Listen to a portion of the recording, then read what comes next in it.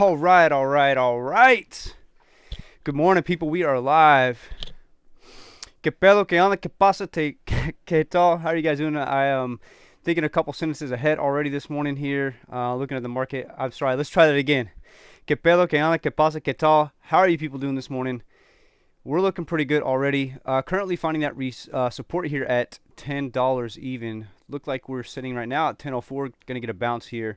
Gonna zoom in just briefly and take a look here. We opened the morning. I think it was like well, on a red candle, 10.05. So we're just about where we opened at right now. Currently sitting at 10.0497, so 10.05. And what do you know? Fintel, last time I checked, still has not updated. 0 short shares available, short borrow fee rate not available. And I don't know if that's saying that because there are no shares available. But we're going to get into that a little bit later on. What we're going to do is we're going to pull up some more text data and we're going to go through the numbers there. So still floating around that range of $10, and it looked like it was a very, very strong level of support for us yesterday. We'll see if we can hold up today. We know that today, Friday, being options change closing today, that they do want to push this thing down and close below 10.01. So I believe it's going to be a battle for 10.01 today.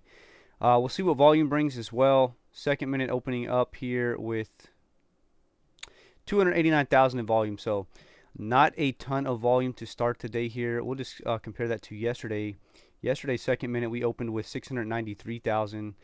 Third minute was shortly followed there by 235, and then we kind of ramped up. So still very, very, very early on in the day. So we'll see what the volume brings here. Currently up to about 10.06. So that means we're getting that bounce about $10. We did float a little bit below, but as you guys can see, we traded majority of the day yesterday above $10. Only hit a little bit low. Looks like we got to 9.79 here one time during the day. And you can see here that, well, that's not what we wanted. Not what we wanted. Again, not what we want. What is going on here? Are my drawing tools not working? No, they're working. I don't know why that's doing that. All right, well, we may have to come back to that. I was just going to show you guys. So once we broke above that 1050 range, we kind of stayed there for a majority of the day in between this 1040, 1050 area. It was very good that we consolidated up here at the high point of the day instead of hitting the high and then dropping down immediately and staying down low at our support level. We actually consolidated at the top instead of consolidating at the bottom. Then towards the end of the day when we got that big sell-off here, and from what I understand, I watched a video from Untitled Capital, and he stated that Joe Biden came out and announced that they would be raising the capital gains tax to 39% for those who make above $1 million. So for me, I don't think that really matters very much unless he decides that he's going to raise it on everybody, which could be the case. Right now he comes out and says it's only going to be for those who make above $1 million, which does not include me at the moment. But who knows what will really happen. And we're already up, getting that push up to 1018 right now. So we're watching this live. Volume, not really man, to see this move on this much little volume, 135,000, and to see this big green candle here is actually amazing right now. So getting that push up, see where we top out at today. We hit a high yesterday of 1065. See if we can start testing that level again. As we know, it's going to be a battle. See if the sell walls are already up this morning, and looks like there aren't very many. So there we go. There's one, 1025. Yeah, they popped in. So let's see what we got over here. I'm going to pull up some AMC Reddit, and we'll pull that up. Actually, let me make sure that I got this on the screen for you guys in a good viewing location here. You guys are actually, damn, when I do this, that way I don't block the level 2s here, so you can see. Oh man, just had one up at 758. From my understanding, every share here is in the 100, so add 2 zeros to that. Very, very high, but getting a very nice push here all ready to start the day. That's what we like to see, especially on such low volume. 299, 444 there. So continuing the trend upwards. We'll see how high we can get today. See if we can hold it. Again, I think it's going to be a big, strong battle for 10.01. If we win that battle, I'll be happy. Hell, if we win 10.50, I'll be very happy. So still making that move right now. 1036, 1034, back down a little bit. AMC stock Reddit. Let's pull that up. For some reason the chat isn't really working, so I may not use that today. I don't know. I had issues with it yesterday. AMC stock all together, one word, lowercase, Reddit. Here we go. I'd like to pull this up just to see what everybody's talking about. You know, to start the day. There's a lot of good DD here. A lot of BS too, but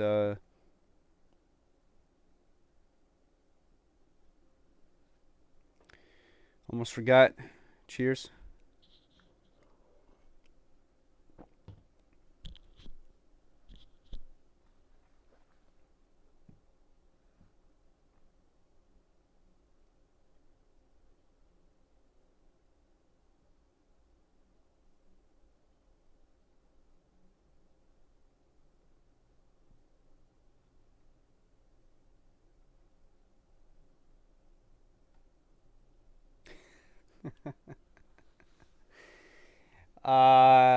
Yeah, I'm gonna pull this up just so you guys can see it. I think it's kind of funny.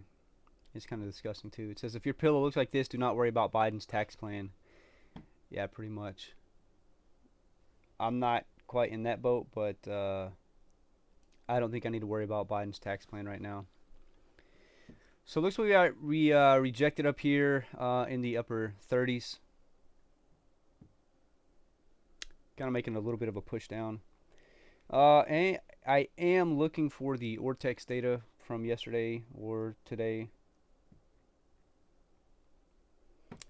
All right, here we go. Here's Matt Kors, his update. He usually has one of these on Twitter. AMC short interest 23.52%, another record. Utilization 100%. That's at max value according to Kors.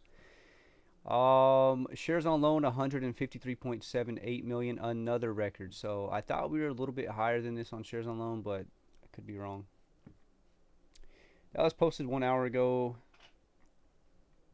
So potential that isn't today's update, but definitely looks like it is. Let's see.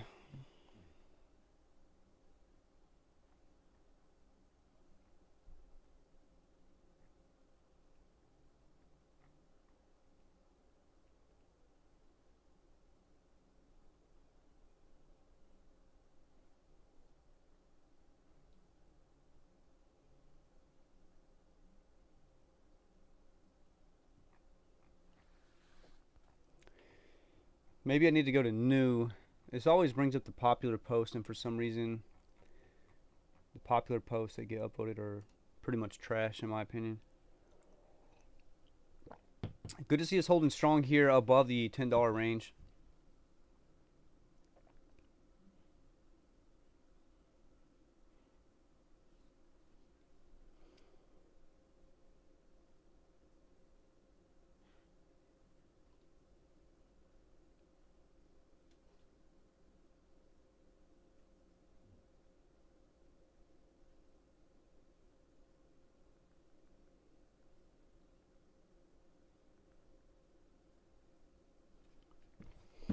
Just texting my brother. I don't talk to him very much lately. He's been on the road working. And usually when he's off, I'm on the road working, so kind of miss each other a little bit. And he sent me a text yesterday talking about some Call of Duty stuff. I have not played the new map, so I don't know what it's like. If there's even a new map, I don't know. I've seen some videos from Tim the Tapman and some other guys during the event. I tried to get on to play the event when it went live, and servers were down, that kind of stuff. So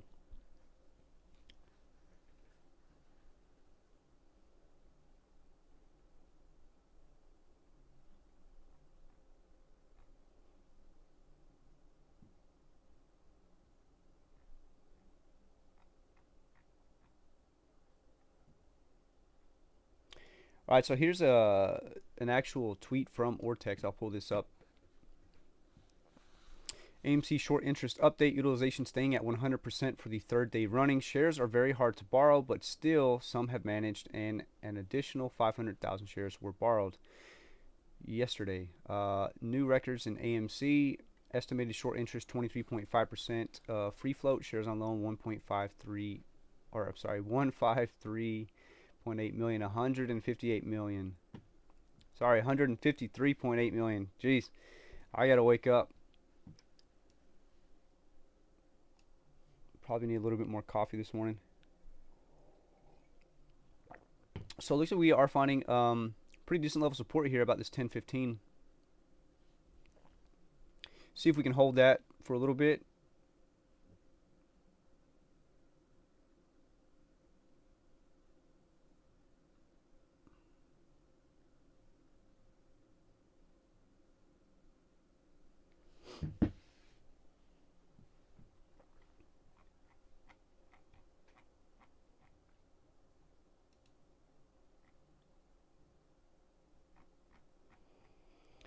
I'm just actually looking for the real AMC data here.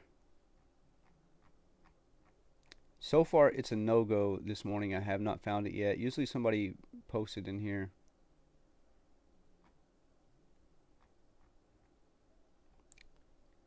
And here we go. Got it. All right. This is what we wanted. This is what we wanted to show. Cost to borrow, current 9.78. It's 100% change. Utilization 100. Days to cover 0.93. And if you guys watched Roensch Capital, ROENSCH Capital, his YouTube channel, he has a video last night where he kind of explains how they get this days to cover and why it's skewed. And basically, I think what he says is they take the shares on loan and divide it by the daily average volume, or vice versa. One of those is divided by the other one. I'm assuming shares on loan are divided by the daily average volume, and over a 3-month period, that average volume, and then they get this days to cover number. And he's saying if you take out the squeeze, and then you take out a little bit of a run up, because it is a 3-month period, the number is a lot greater. He said yesterday I think it was like at 3 or a 4, and the day before that was at an 8 or a 9. So a lot higher than this 0.93. But if you're just looking at this, 0.93 still a pretty good number. Free float on loan 36.8. Estimated short interest percentage of free float 23.52. So everything is steadily trending in the right direction for this squeeze. Exchange reported short interest 73.82 million. 153.78 million shares on loan. 7 days ago it was 144.98. So man, yeah, 6% up on shares on loan. So utilization is maxed out here pretty much. I mean, they're finding some way to short this thing, and anytime someone actually covers their shorts, they're getting shorted right back up. So guess it'll keep going like that for a while.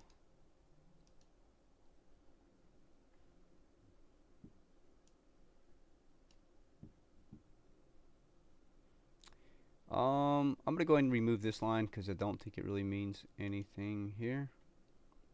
New level support looking like 1015. We're gonna set something right here.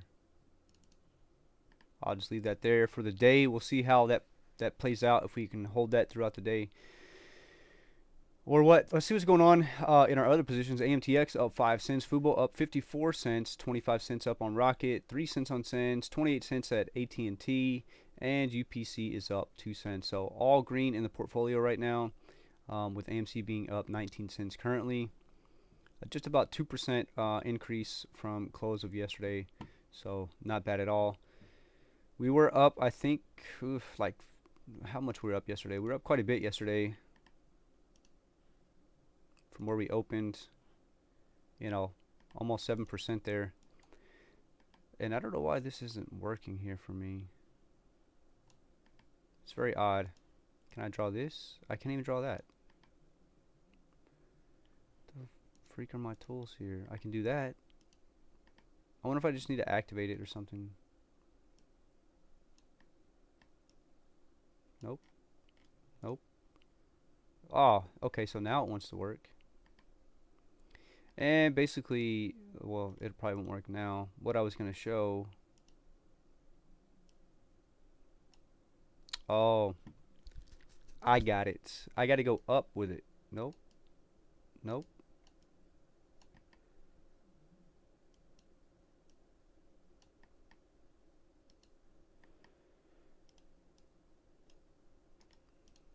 Dude.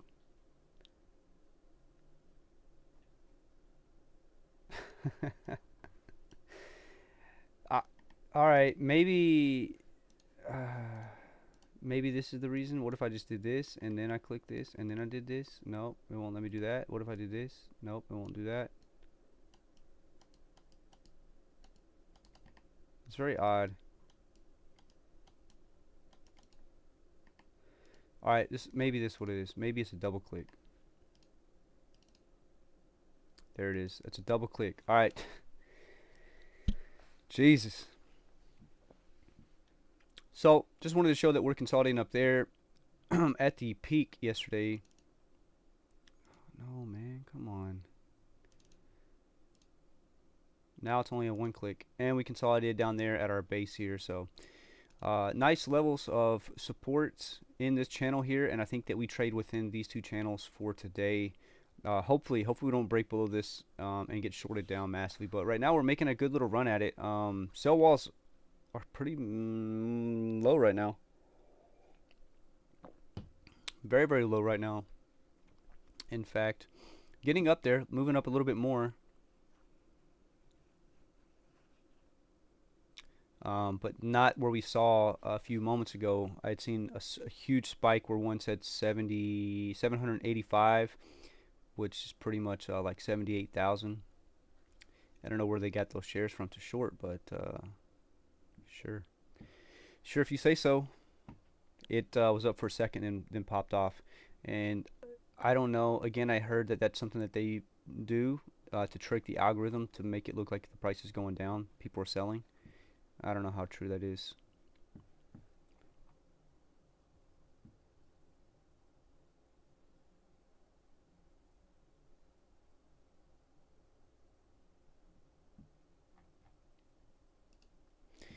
Gonna keep looking for some more DD stuff over here.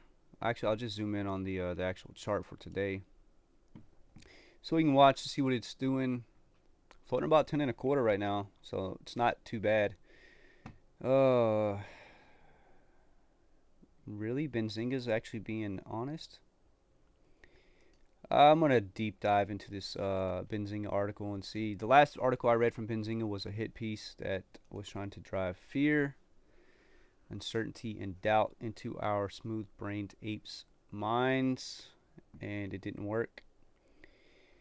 AMC is one of the stocks at the center of the investing movement driven by the Reddit page Wall Street Bets, along with other popular stocks such as GameStop, Clover Health, and Microvision. AMC was up 6.7% at 10:44 at last check.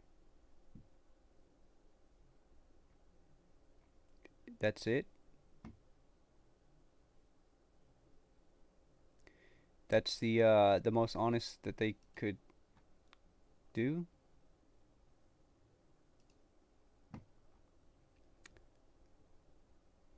And even then, people are saying, I'm not in Wall Street Bets, fake news. Guess you didn't look at both pictures.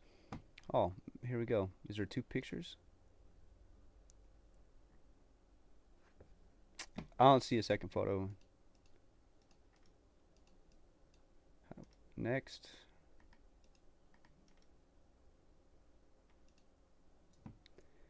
I don't know where this dude's saying there's two pictures here.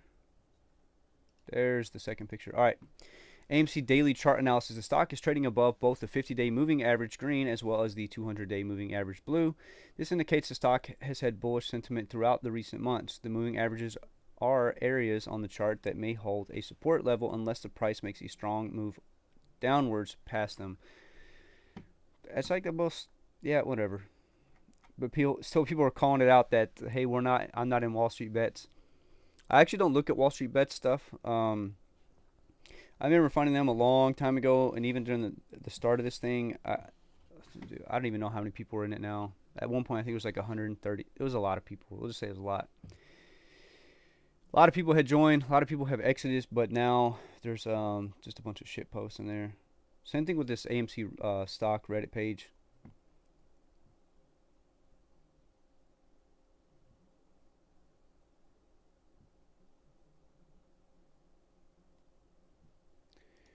Yeah, that's about the most positive Benzinga can get.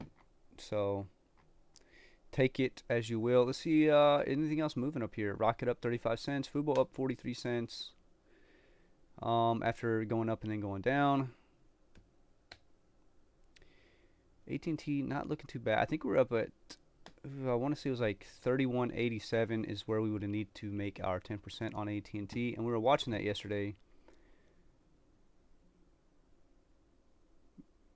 And we debated pulling, yeah, see 31.89. So did get a nice little push up. There was some news that came out on AT&T that kind of drove this. So Raymond James maintains outperform on AT&T, raises price target to $33. Okay. Barclays adjusts AT&T's price target to 34 from 31. So pretty nice. Should get that to increase a little bit. We are in it 108 positions long at a dollar cost average of 28.98. So right now we are net positive $272. That's fine with us because they have a nice little dividend. So we're gonna keep holding that for the long term. That's gonna be our rock in the portfolio, other than AMC. Everything else is just whatever. Everything else is just to try to swing or day trade or just messing around, just seeing what we can do. You know, most of these are like AMTX 2 positions, Rocket 2 positions, UPC's like 13 positions, Fubo 25 positions. So nothing like super crazy in here. Just a couple $100 here and here. Sends at 87 positions. So mainly this is AMC and AT&T, and AT&T is just kind of the dividend hold back there. Excuse me, AMC is more of what we're playing right now.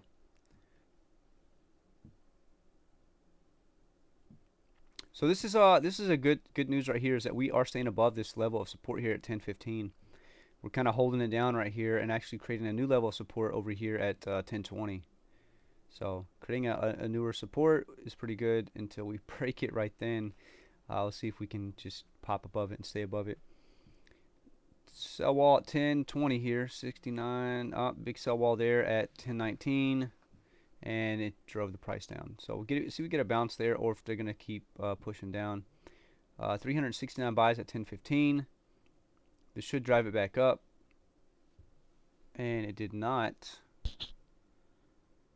unfortunately.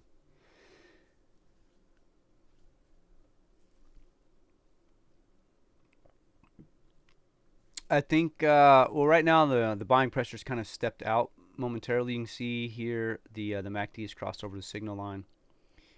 On the MACD, we're seeing that there's more buying pressure that has stepped in here, and just trending, you know, about the middle.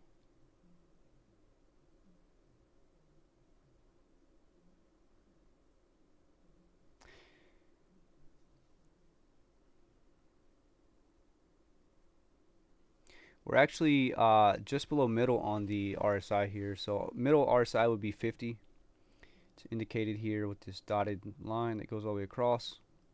You got 1/4, middle, 2/4, and then, you know, we want to trade in this range of 30 to 70. No, it's fine if it gets over. Just means a lot of buyers have stepped in. The battle of zero shorts available, 10:01 or die trying.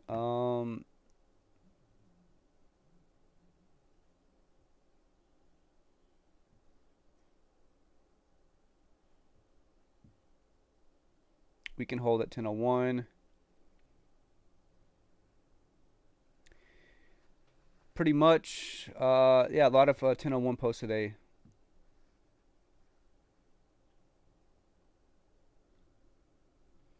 So we did just barely break below and then kind of push right back up above. So see if we can maintain that.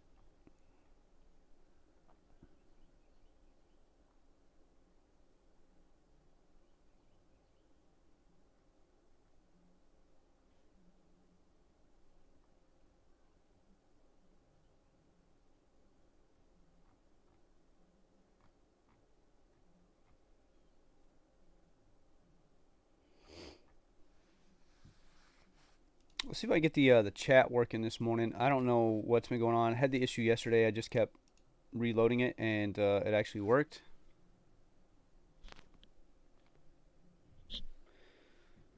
So we'll see.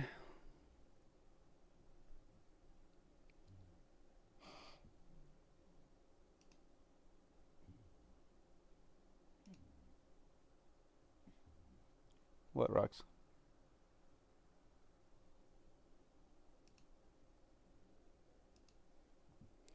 Just close that chat out. Pop this chat out.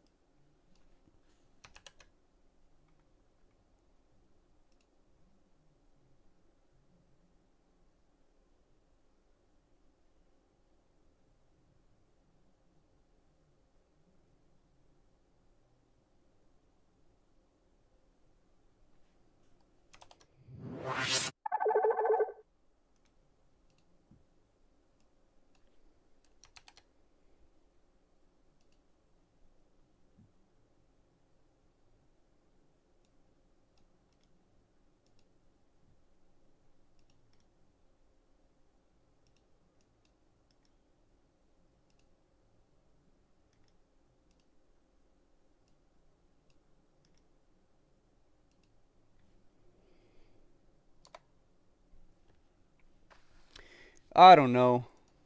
I do not know. We'll see.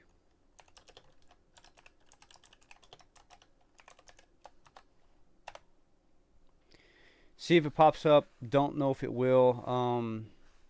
Had this issue yesterday for some reason here. Looks like we did break below that level of support there at the 1050 range. So going to go ahead and remove this, and we'll just kind of see where we fall out. Potential level here at 1008, 1009, somewhere about there. So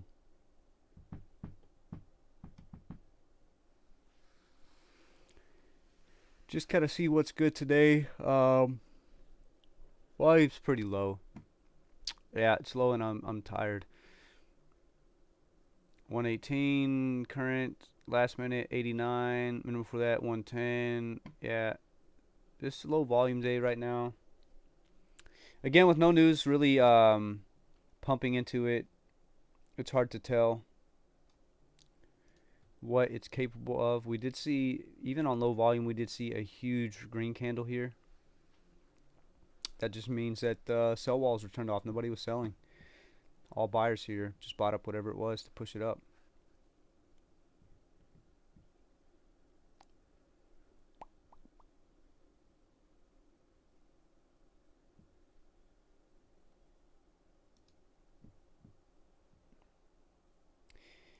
It's like we need a big well to step in.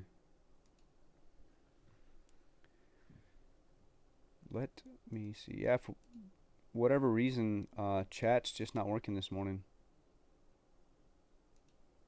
Had the same issue yesterday, so I apologize for that. I don't know why.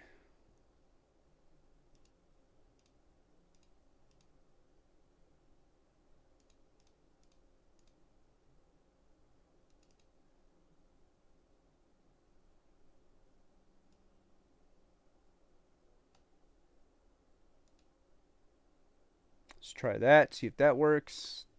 Don't know that it will.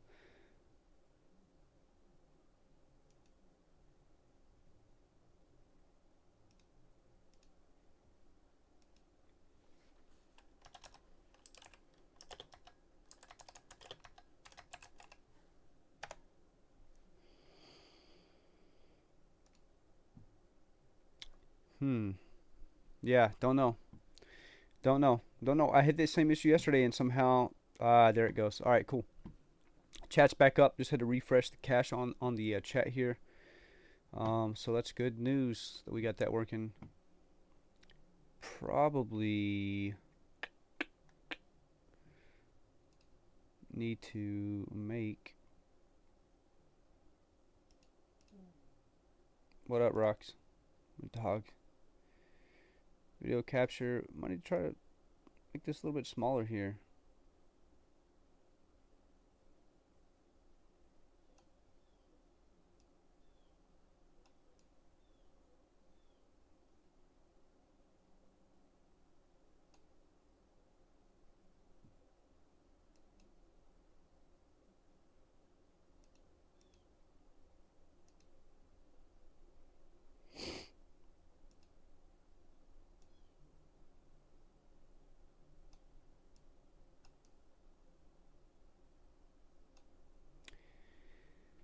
Looks like we did find some support here at the 1010 range. We did talk about that a little bit earlier. That 1009, 1008 was potentially going to be that that range. I'm just trying to get the setup here on the studio.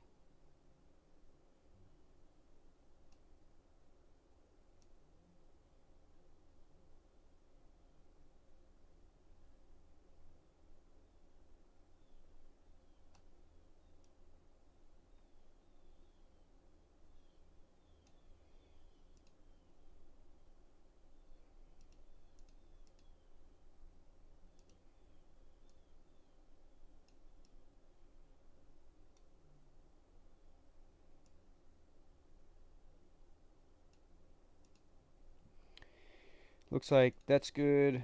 That's good.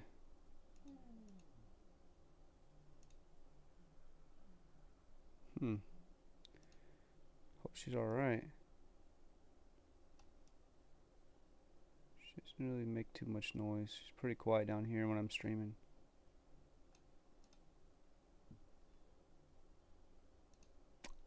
Looks like we're good there. Maybe I just move this just chatting.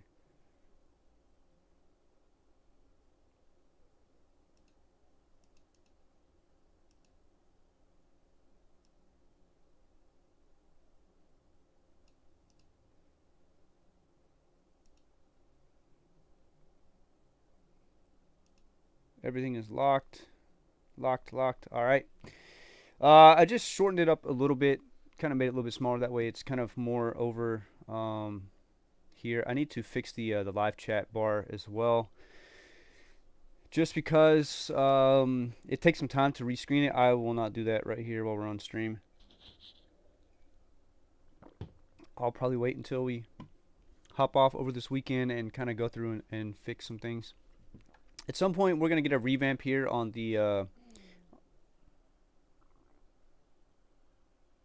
channel. Mic off.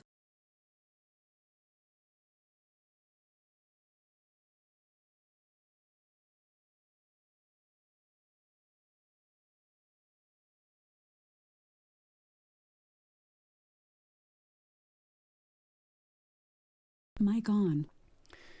Yeah, I don't know. No, she's like moaning.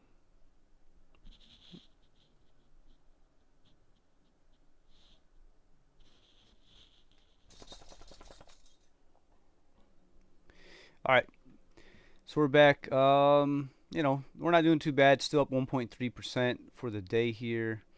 Fubo up 37 cents. AMT up 49 cents. We're still down on quite a few of these. AT&T up 12 cents. So, you know, pretty slow in the market here. What we will do is we'll go ahead and check out the SPY. See what the SPY is doing. And they hit a low of 411 after being up. I think it was 417.90 is what their high was within the last 10 days. I think it's an all-time high. They dropped down to 411 and currently sitting at 414. So making that push back up is the broader market here. So we should see some of our positions follow that trend.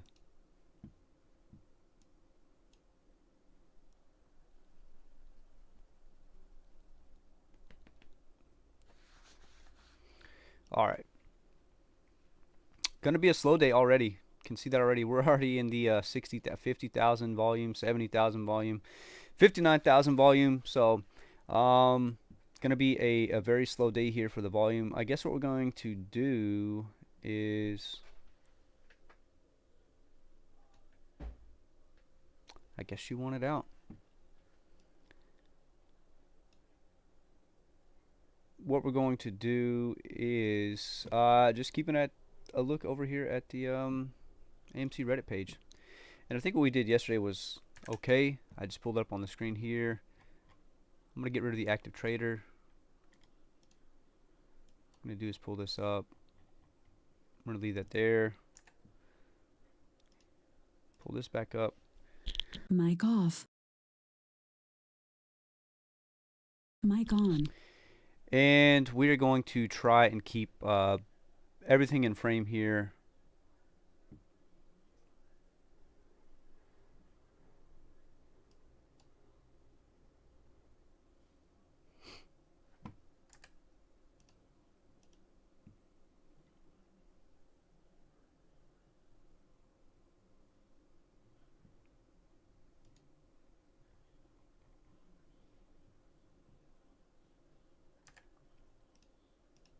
All right.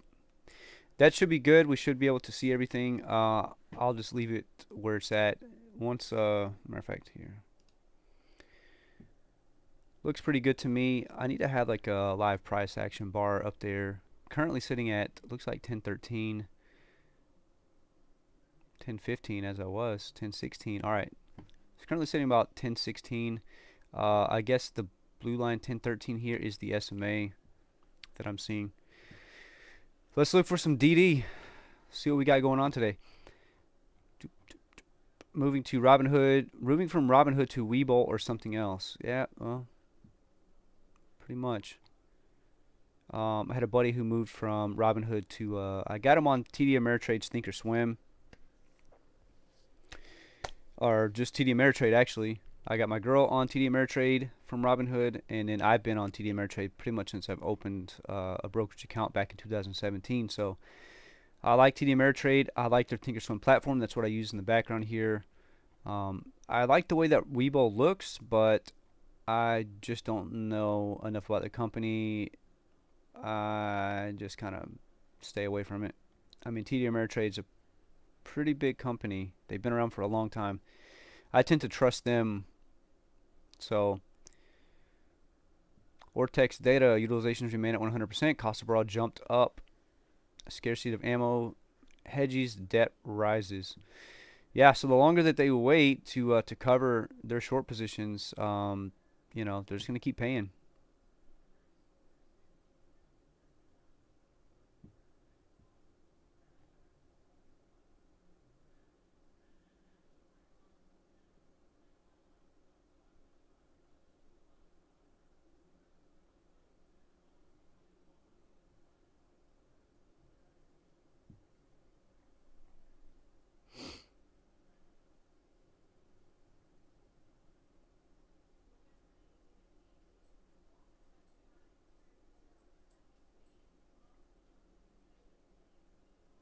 Hmm. This is pretty interesting. We'll see what this is talking about. NASDAQ launching options on the NASDAQ 100 micro index. This is an article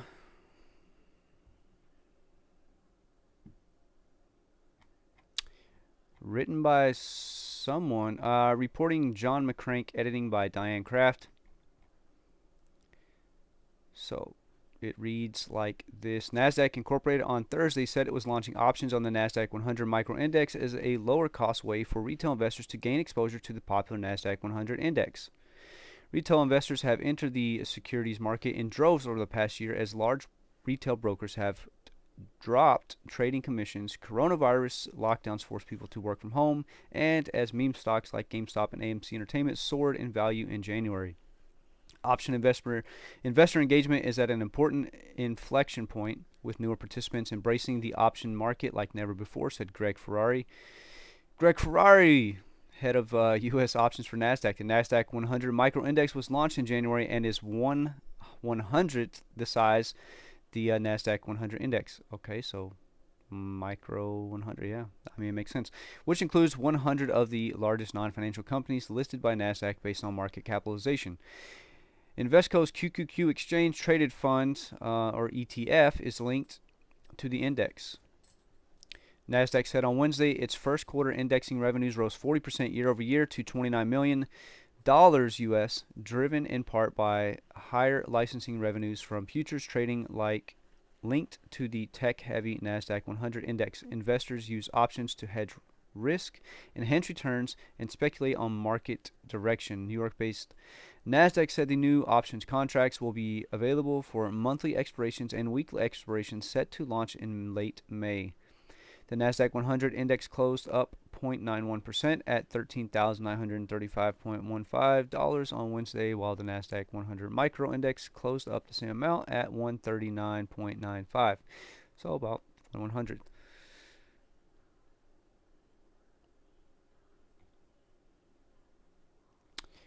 Somebody had posted in there saying that it looks like it's a new way for them to short. However, to me, I don't know. It's just options. I mean, potentially. but it doesn't start until May. Launch in late May. So we'll see. I don't know if that's really going to affect us. I don't even know if they can make it to late May. They're so damn close to going bankrupt now. They're going to get margin called soon. I really hope soon.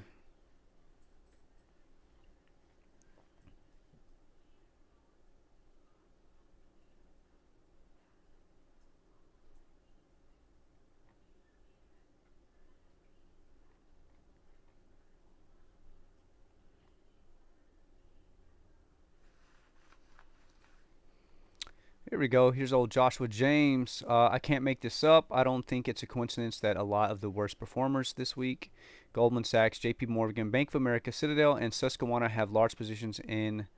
Click the link and put some of these stocks up against 13Fs. Well, come on, man.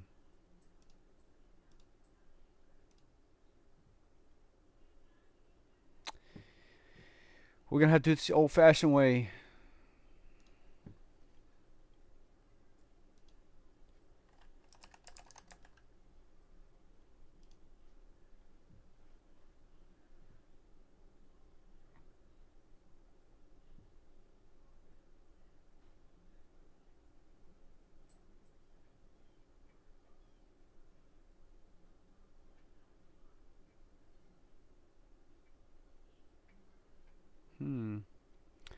This is interesting.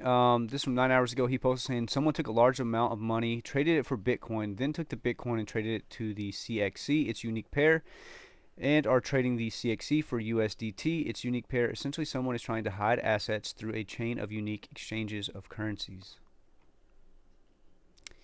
BHEX will be launching the CXC-Bitcoin and CXC-USDT trading pair at 8 p.m. 10th of July 2019. The fuck? CXC can only be traded for two cryptos, and that's Bitcoin and USDT. This was announced when the blockchain was created back in 2019. Okay, so that makes sense. Old post here. Is that Guilfoyle?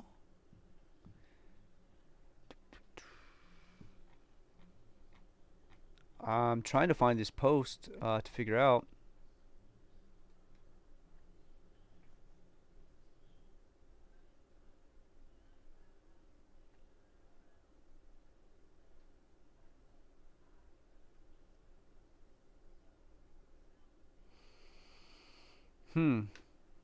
This would be very interesting. It's saying capital XL CXC basically rose, what do you say, 3,000% overnight.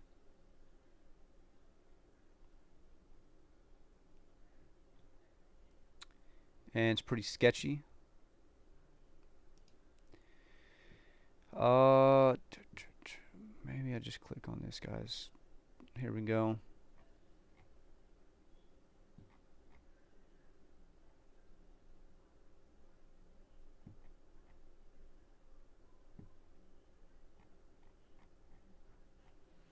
Dude, trying to find this tweet is very, very difficult right now.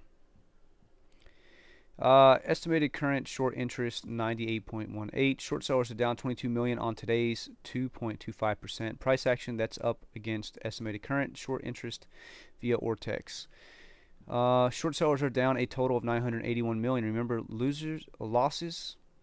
Well, there's two S's in losses, buddy. Are endless in the event of covering short positions. Today's short volume ratio was 22%, which is still in the high range. This is up against FINRA's reported short volume, which was 10,691,188 against total volume roughly 49 million. Here we go. This is what I was looking for right here. It's taken me a while to find it, but I actually found it.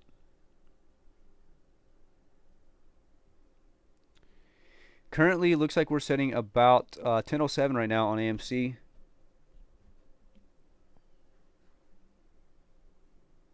Found some support down here at 10:06, so we'll see if we can hold up. Volume still very, very low.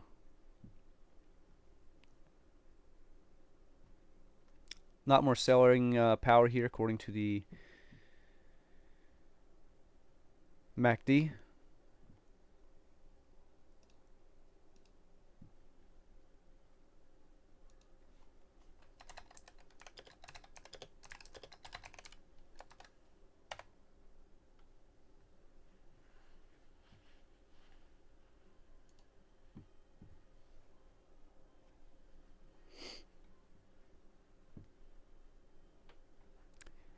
So I think what his link was, I lost a train of thought for a second, was the 13F filings.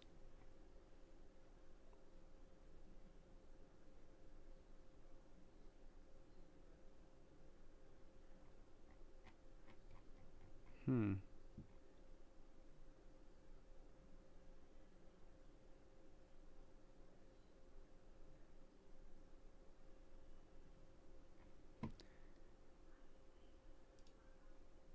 Maybe that's updated for today. Okay, so this is from yesterday. I can't make this up. I don't think it's a coincidence that a lot of the worst performers this week, Goldman Sachs, JP Morgan, Bank of America, Citadel, and Susquehanna have large positions in.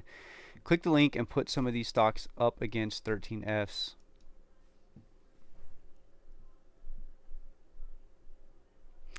So I'm assuming that they updated this. Yep, results were generated a few minutes ago, so potentially that some of these have changed.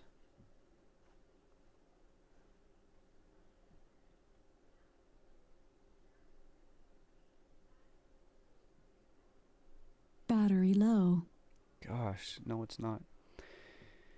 Panasonic. All right. We're looking for high movers here. Kimberly Clark, but we know I'm pretty sure Kimberly Clark owns Johnson and Johnson, or vice versa, maybe, and that's potentially why this is down. American Express, the Clorox Company. Trying to see big movers. Quidel, QDEL. Um,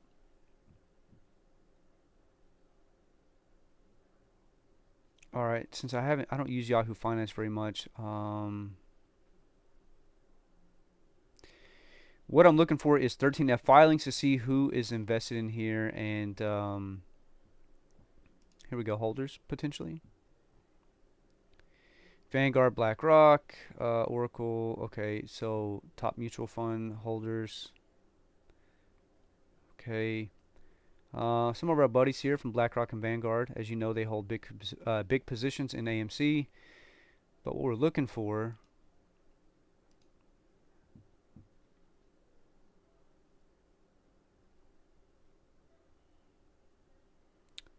and that just changed once more. So let's go here. Boral Limited, down 10%. I don't know from when this is. This is an OTC. Why am I looking at that? Let's see. Galaxy Digital, Quidel, CD Project SA. I wonder if this is like CD Project Red. It's kind of spelt the same. Intel. Mm,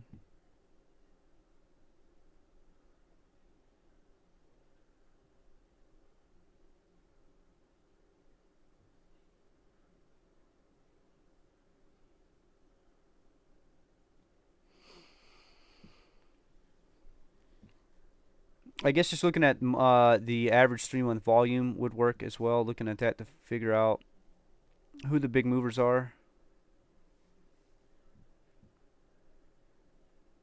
I mean, we could look at Intel.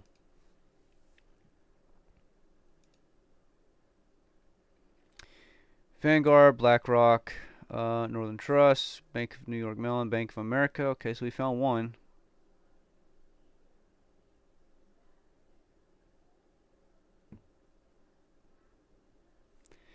Found B of A. Goldman Sachs, JP Morgan, B of A, Susquehanna, and Citadel. So those are the ones we're kind of looking for. But I do not know, however, how this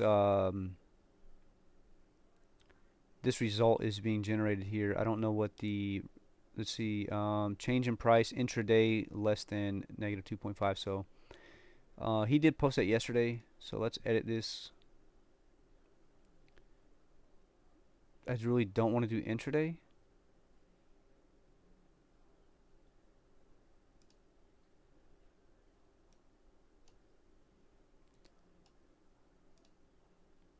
Jeez. All right. Well.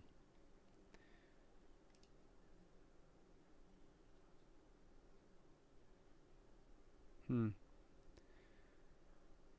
I guess it would have been better to see this yesterday. So I think we're a day late on watching this. I think it still is about the same though. What he's getting at in his tweet here is pretty much saying that if you look at where a lot of these people who have short sold or who have lent money to some of these hedge funds who have short sold AMC, look at the positions that they actually hold, and what they're doing is they're closing out of their position, and it's causing those positions who otherwise should be fine, and in some cases actually should be going up, to go down. And it's basically just follow the money and see why some of these are going down. It's because they're pulling money out because they need to have money to back these short positions here. Looks like we're all the way down here to about 10:01 right now. So nothing nothing too big going on, too good. We got some volume here, but that volume is on a sell. Let's see. I don't think there's too much going on right now.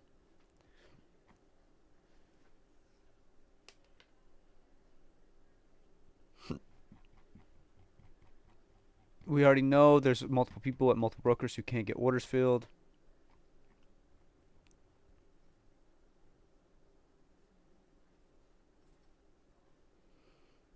If you missed my tweets from last night, late last night, just scroll through my profile.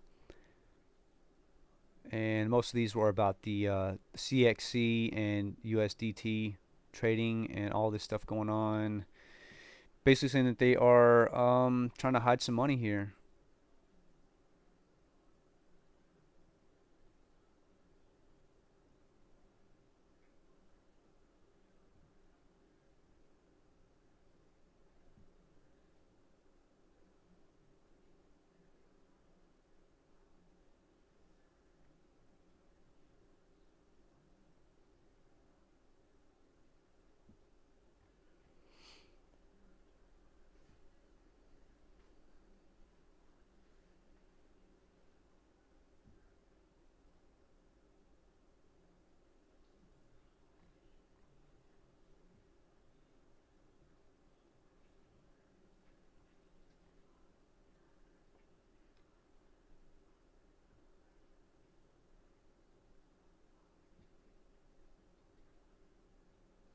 Hmm.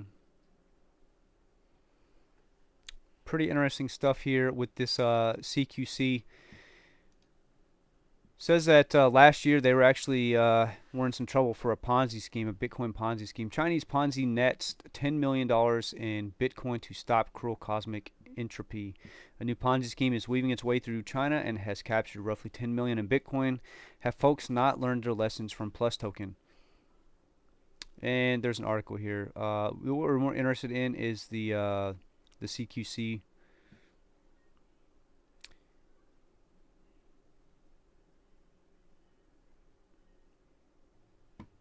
Yeah, okay, well, just trying to connect the dots here. Basically, CQC Capital XL increased from, this is February 1st, down here at 1 penny. And here it is now at $3,463. From where it currently set when he took the screenshot, it was up 3,000%. So something could potentially be going on with CQC or CXC as I was. And cryptocurrency CXC is currently trending in AMC and GME communities for the sketchiness of trading 3 million times. That's a lot of zeros. 3 million times higher overnight. For a year, of its existence, it's been trading at 1 cent. Catch this, CXC was caught up in a Bitcoin Ponzi scheme last year, and then here's the article about the Ponzi scheme.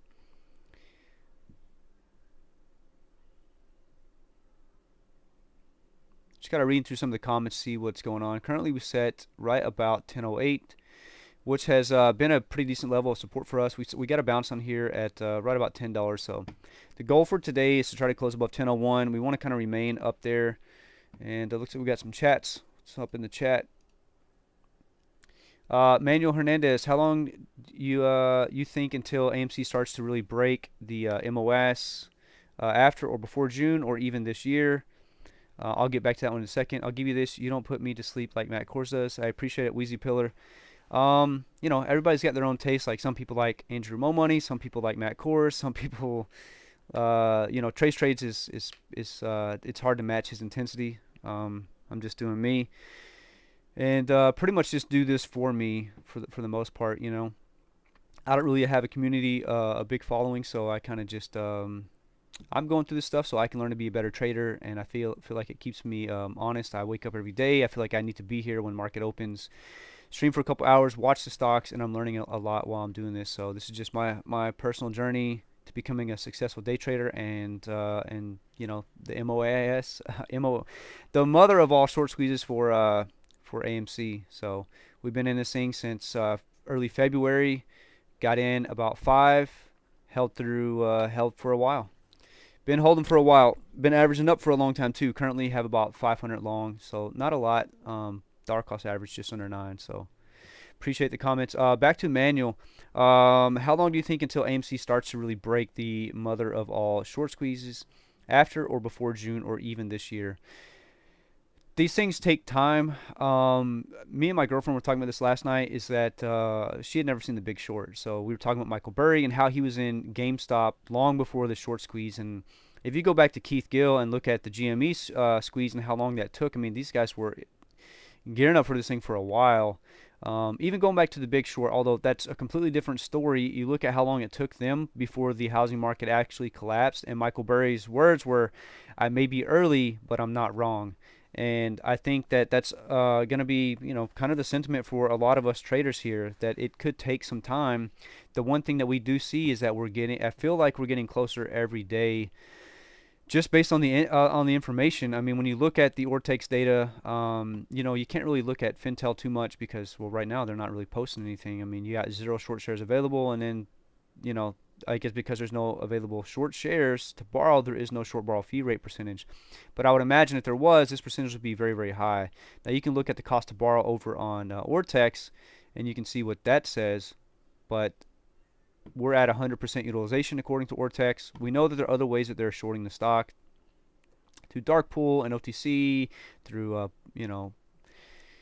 ETFs. I hear that they're shorting ETFs and stuff like that, and as a way to do that. We're gonna close this out. Gonna close this out potentially here. I was just looking through Joshua James stuff. He usually has some good data. But back to answer your question, Manuel. I think that it happens this year. I think that we're really, really close. And what I did on the stream last week and early this week is what we did. We went to the 184-hour time frame, and we took a look here. If you remember this squeeze, the one thing we've got to keep in mind is we need volume to help drive the squeeze. And I'd seen somebody shitpost on Reddit yesterday saying that AMC Day is BS, and all it's going to do is just drive people that are going to help rise the price, and then they're going to jump ship, and they're not going to help it squeeze, and blah, blah, blah. The thing that he's not understanding, that guy who posted that, is that we need the volume. Without the volume, there will be, it'll take a very, very long time if we do squeeze. And as you can see on today, I mean, we're currently sitting in the sub 50,000 in volume. When we have 450 million shares outstanding, supposedly 450 million shares outstanding, and if you go to FinViz actually probably says 460 to 470. FinViz is actually saying we have 477 million shares outstanding. The share float, or the short float, whatever. I'm sorry, share float is 233, and then the percentage of that short float is 31%. So basically saying that the amount of shares that we can actually get are 233, and then the amount of shares that are shorted of that are 31%. So gonna go back here to the 184-hour without volume, and you see we're very, very low volume right now. Sub 50,000 is super low. We need to be above 400,000 in volume to have a really strong day, or have a potentially strong day. I mean, we were pushing 1.1 million per minute in volume yesterday. But what we did earlier on the stream on Monday, and I believe we started this on Friday, is we went back, and I don't know if you guys remember the quadruple witching day. It was supposed to be the biggest thing to happen to AMC. and nothing ever really came out of it. As a matter of fact, we actually sold off. If you see here, let's just do this. To the stock. In theory, go up to, yeah, I'll touch on that next, manual. Right now, I want to kind of bring up when I think there's a potential here, and we kind of predicted us moving up earlier this week. So if you guys can see here, I know I'll zoom in a little bit more. We had the quadruple witching day where indexes, options, futures, all these chains ended on March 19th here. And the previous one, it happens like I think what once a quarter or something like that, a couple times a year. The previous one happened on December 18th. Here it is, December 18th. There's the red line here. I know it's hard to see. You can see we actually trended down and we got the low for the 180 right shortly thereafter to $1.91. So what I did was I counted the trading days from the actual squeeze here when we squoze back in early January. And what I found is that the day that we started squeeze was day number 24, which if we go back to Battery March critical. 19th, I guess I'll plug it in. If we go back to March 19th, 24 days in trading, or the 24 trading date was yesterday, and we saw a huge jump yesterday. And I know part of that was potentially due to the AMC day trending on Twitter that we talked about. I know we got as high as number 2 trending in the U.S. I potentially think it were actually number 1 because it didn't really show number 1. Number 1 was like Earth Day. Charging battery. Charging battery. Excuse me while I switch over headsets here. I think we should be good on the mic. Um, Let me just check. Yep, we're good. All right. So back to what I was saying here is that I counted the days. 24 days was potentially, or is where we started the squeeze here. And as a matter of fact, on the first part of the day, we actually trended downward. 24 days was Thursday, so today's day number 25, which would be kind of where we actually did hit the squeeze. From that quadruple witching day to the squeeze back from December 18th. So I just kind of put two and two together, thinking like, well, potentially, I mean, we didn't see anything happen here. But what you did see is the rise in volume here. That's the one thing that we don't have is the rise in volume, and you see it's because of all the Wall Street bets and the Reddit stuff with GME, and GME helped AMC get to this number here because they noticed that AMC was heavily shorted as well, and it helped push this up. So looking back here, we counted the 24 days. We actually were trading down from March 19th. And 24 days was yesterday, and we actually had a nice push yesterday here.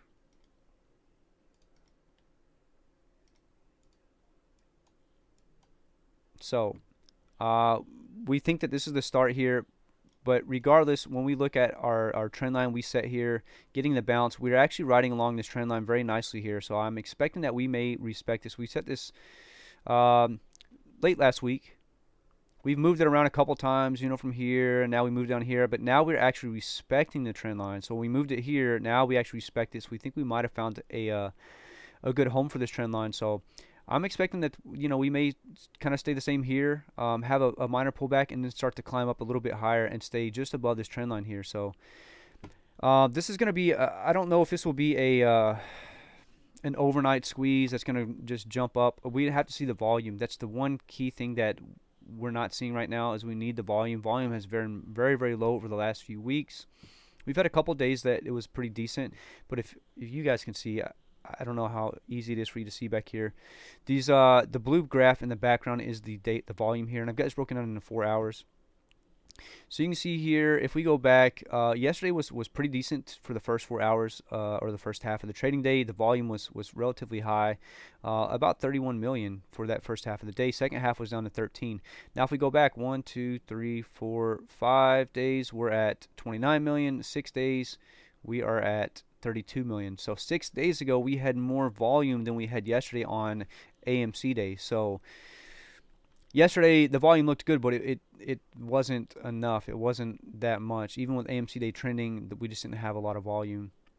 And then going back before that, we're sitting at 28. Now, when we see this big spike here, and we rose from all the way down here at 9.15 up to about $11.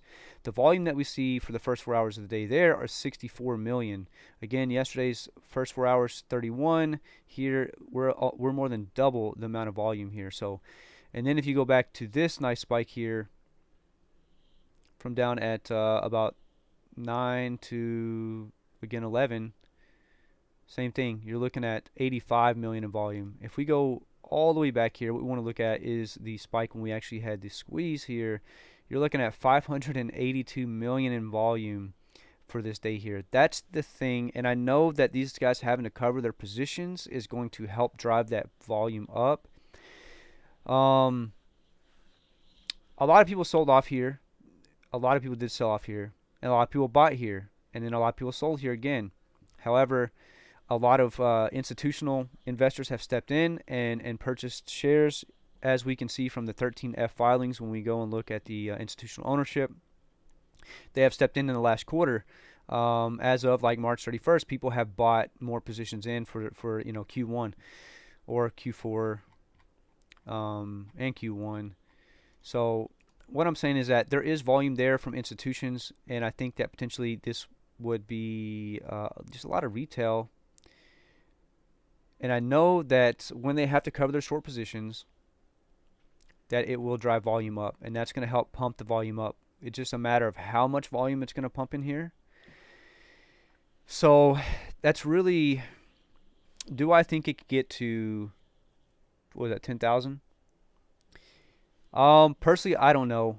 I don't like when people compare AMC to VW. It's completely different. VW was held majority by Porsche and the German government, and that helped squeeze that up to $1,000 a share. We saw GME, whose shares outstanding are like 70 million, and we're at 450 million, and they didn't even get up to $1,000. So the one thing that also, when I talked to my girlfriend about this stuff, and she asked me about, I want to go to the moon, or I want to make a lot of money off this. And the thing is, I think you need to have a lot of money to really make a lot of money. I think you can still make a good amount. And so for me, I don't look at the dollar amount, I look at the percentages. The percentage is what I'm looking for here. So if I make 100%, that's a huge deal, right? No matter if you've got $10 or $20 into a position, 100% is very, very huge in the stock market. And I know that we were all kind of jaded by what's going on, and we see these days where we're up 6-7%. That's usually unheard of in the stock market for a lot of your big positions like AT&T. AT&T does not move up more than 1% or down 1% in a day. It does trade around there, even if I go to AMC or AT&T, we're only up 0.85% and we're up 26 cents on the day. It's just, it doesn't move that way. Most stocks don't move that way. Now, if you go to the scan, you can see in the scan here, we will pull up some things that are big movers here, and that's how we have this set, is to cash in. Microvision actually up 22.91%. And it looks like they're up $3 from close of yesterday, currently sitting at 16.13. We'll check back in on Microvision here in a little bit. Oh, Mavis. But do I think I could get to $10,000? Me personally, no, I don't think so. I think the reasoning is that you're going to have people that are, I'll just show you guys. It's easier just to show it. I mean, yeah, I could say it, but I can show it and show you where to find it. I keep this posted in the description below. Should still be there. I've had it there for a long time. This is the AMC short interest. I'm sorry, not this one. Wrong one. This is the AMC institutional ownership here. And once it loads up, here we go. All right, so something, yep, there it goes. I was going to say something changed. And so you can see, as of today, here's some new filings, 13F filings from these companies, 36,000 shares. This is a new position here from SDRS Ohio. We'll go ahead and open it up and read it up here. It says, I'm just going to say Stars Ohio. Stars Ohio has filed a 13F form disclosing ownership of 36,700 shares of AMC Entertainment Holdings, with total holdings valued at, and I don't use this because it's not accurate to today's current price, as of March 31st, 2021. Stars Ohio had previously filed a 13F disclosing on October 21st, 2019. Wow. Is this the last time? I'm sorry. Wait, what? All right, I'll show you why this is so confusing to me in just a moment. Disclosing zero shares. So, um, something's kind of odd here. That they're saying this filing, this 13F filing,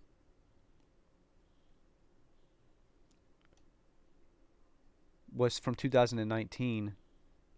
But anyhow, this is showing that they've added the position here. So, they've added, this is a new position size here, 36,000 shares. As you can see in green, right here, green rows indicate new positions. Red rows indicate closed positions. As you can see in green, green is new open positions here. So what I'm trying to get at is that these investment companies here, once they reach a certain percentage, they're going to cash out. They're not going to be able to, they're not going to hold these shares. Yes, we have a ton. Retail investors do hold a ton of shares. It's more than 80% of the float, I think, that we actually own. However, there's still a lot of positions out there that institutions hold, and these institutions are not going to hold this thing to try to squeeze it out. Some of them may want to battle with Citadel and these other companies to try to make them go bankrupt, and that's more than like that's possible. They're those guys are ruthless on Wall Street. However, I think the majority of these people that are in that manage these assets here, they will sell their position once they reach a certain percentage. When they're up 20, 30, 40, 50%, they are probably going to take profits and call it a day and forget about whatever's left on the table. They're not going to be in it for the squeeze. They're in it to make money. They're not in it for the squeeze. And I think that that's the reason why we will not get to $10,000, because we have a ton of shares outstanding and we're all divided between a ton of different investors. Like here's a new open position, 70,000, and this is what I want to show. And I also want to make just kind of bring that point that I made back around. Michael Burry, if you guys ever seen The Big Short, if you haven't seen it, go watch it. Steve Carell, Christian Bale, Ryan Gosling. Geez, ton of good actors in this movie. Margot Robbie, if only for like a minute, but a lot of good actors in the movie. And the movie is kind of centered around a couple of characters here and the 2008 housing market and how these different investors decided they were going to short the market. And Michael Burry was one of the first ones to realize there was a bubble on the housing market. Well, Michael Burry was also into GameStop. He was in for a while, and he sold out his positions before the squeeze in January. He sold them late in December, at the end of the year last year. He sold his positions, so he did not take part of the squeeze, but he still made five times for 500%. So at some point, these institutions will bail out. They will sell their positions to take their money, and it will likely be long before this thing gets to $10,000. And since this is, the GME thing, yeah, you can look at that and say, well, he pulled out and it still squoze. Well, the thing is it wasn't really talked about that much back then. I didn't hear about it until after the squeeze was already going on. So, and I'm sure most people are in the same boat, that they didn't really know about it until the squeeze was going on. I guess some people knew about it. Wall Street Bets knew about it, but now I think everybody's privy to it. Like, majority of Americans kind of know that there's something big that happened with GME, whereas before that they didn't know. So I don't think there was as many institutional investors into GameStop as there are institutional investors in AMC right now. I don't know if that makes any sense to you guys. I do want to just kind of go back. That last one we looked at where it said 2019, which is kind of odd. We're pulling up a new one here, and we'll read this off. We'll just call this EQC. Proprietary Markets has filed a 13F disclosing ownership of 0 shares, blah, blah, blah, as of September 30th, 2020. This is probably a bad one to look at as well. They had... See, something's going on here. It's very, very, very strange here. Disclosing 0 shares as of 9/30/2020. They previously filed on April 19th, 2021, disclosing they had 70,000 shares. This represents a 100% change. This is a close position during the quarter. However, the dates are really, really off right now. It's very odd. We're going to check out some more.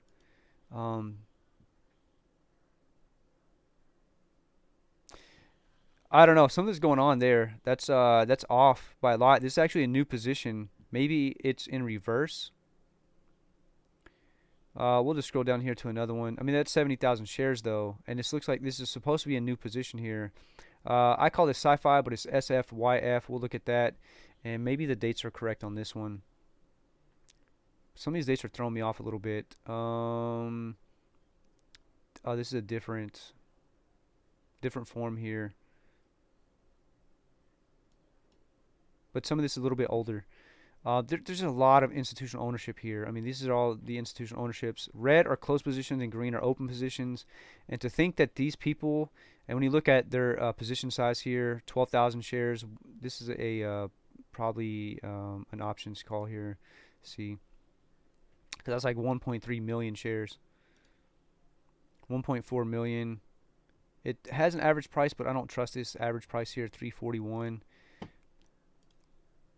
Anyways, to answer your question, Manuel, no, I don't think $10,000 or 10,000% potentially, $10,000 per share is what it could go up to. 10,000%. I mean, let's check out what 10,000% is. That's still quite a bit. We'll just call it $10 times. Geez, God, how many how many zeros do I have to move over? Yeah, that's a lot of zeros here. Um,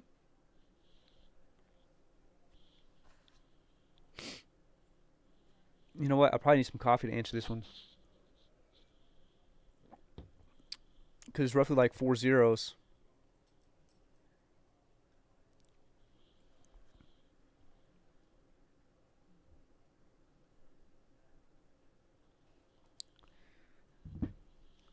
I am going to make a quick cup of coffee. I've only had one. I'll be back. I know that was a lot of rambling, and we actually kind of ignored what the stock is doing right now, so we'll take a step back. We're currently setting about our resistance level or our support level here at 1008, which is good news. We found it this morning, or actually, we found it a little bit ago. That's right at 10. Yeah. All right, we found it in the pre-market.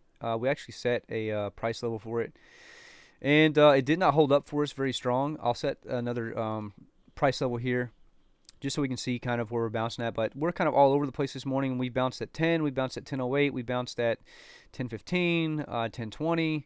So we're going to be all over the place. What I will do is pull back up the chat bar here, keep this going.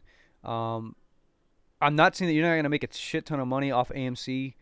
But what I am saying is I personally don't think this thing is going to get up to $10,000. Could it go up 10,000%? There's potential there. I mean, first we need to get up to 100%. 100% would be nice, and right now 100% would be 20 bucks. So, 100% would be nice. Again, I look at the percentages. I don't look at the dollar amount, because dollar amount is all relative to the person. Percentages should be, pretty much subject to everybody entirely, right? I think. Do you want a 100% return? I mean, to anybody, I think 100% return sounds good. Now, if you said 100% return is only 5 cents because you only put in 5 cents, well, then you like, nah, I don't really care about 5 cents. But I do care about 100%.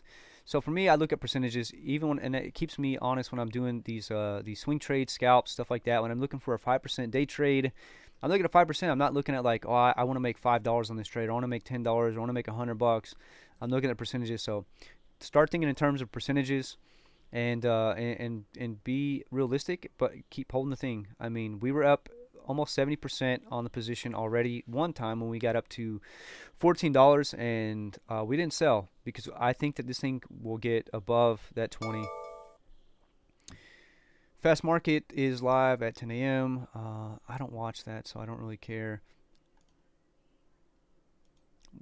We'll talk about realistic where I think this thing goes. Now, the difference between when people ask why did GME go up to $400 and why did AMC, why do you think AMC doesn't go up to $400, or what GME did, it's the shares outstanding. There are a lot less supply for if the demand is the same but the supply is less, of course you're going to have a higher price. So if GME has a lower share outstanding at 70 million and AMC is higher at 450 million, well, there's just more supply in AMC, so therefore that's why the prices remained lower. But the percentages is where you got to look at again. Percentages, um, that's where it's at.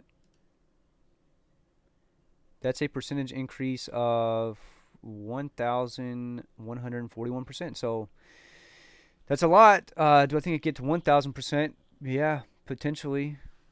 Potentially, I do think we get to 1,000%. I have a $40 strike price options, a call option here for June 18th, $40. So yeah, I think it get above 1,000%. Going over back to GME here, and let's take a look. I mean, obviously this is going to be super, a lot more. We're looking at 3,000% here, so a bit of a difference here, like almost 3 times the amount. However, the squeeze was more here than it was in AMC at the time. But you have, I mean, take the 70 million, multiply it 3 times, and you're still less than half of the amount of the shares outstanding AMC has. And it also depends on what percentage institutions hold and insiders hold, and the free float, right? So a lot of things to determine there. But I'm holding this thing, and I feel like if it can get up to $14, $15, and it can get up to $20, but I got to be realistic about it. And at the end of the day, you need to look at, take this is a part of the squeeze here. This is huge, but you see where the squeeze went to. It went back here. It depends. A lot of things depending. Guess the goal is to see, if we can break this level of resistance at $20.70 here. If we can break that and close above that, this is on the 1 week here. So if we can close above that 20.70, then I think we have a very, very good chance that people will continue to hold and let this thing rise up. Remember, there's a lot of people still holding at this $20 level that they got in at 20, and I'm hoping that at this point they've averaged down, but they're still in it, and we got to come and save them. So, not trying to give anybody any bad news. That's just I'm trying to think more realistic as a trader. I am in this for the squeeze, but I don't know. I don't expect that it's gonna go like 10,000%, $10,000 a share, $100,000 a share. I know that like that sounds all amazing, and everybody lives on these dreams of winning the lottery, and that's pretty much what it is. Um, but there's no easy money. There's no fast money. And for the market to make millions like that, you got to invest the time and the money. And the more money you put in, the more money you're going to get out. It's people, imagine being a millionaire off of like $100 investment. Well, it's just not going to happen. Imagine the people who had thousands in there. Were they going to be billionaires? So this is AMC is a tricky one. There's a lot of things moving around on AMC. I mean, I am in this for the squeeze, so 100%. I think this thing is going to squeeze. It is matching every level that we set. It is trending in the right direction. We are on our way up, and this is a better outlook right here, that we slowly push this thing up. Every Friday we close higher and higher, trying to get more positions to cover in the money, and in return that gets more and more calls that have to be covered. And it's a consistent gamma squeeze. We need to start this thing slowly, and then at that point, man, if the ball just keeps rolling, who knows? But we have to really get this thing going.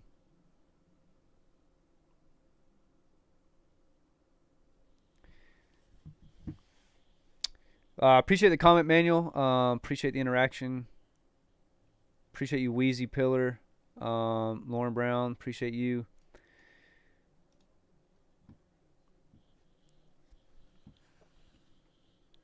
A little bit of a slow go this morning, but we're making the best out of it here. So what I'm going to do is I'm going to leave you guys on the chart. If you guys want to chat amongst yourselves or whatever it is, feel free to do so. I'm going to make a cup of coffee, and I'll be back in about 2. Mic off.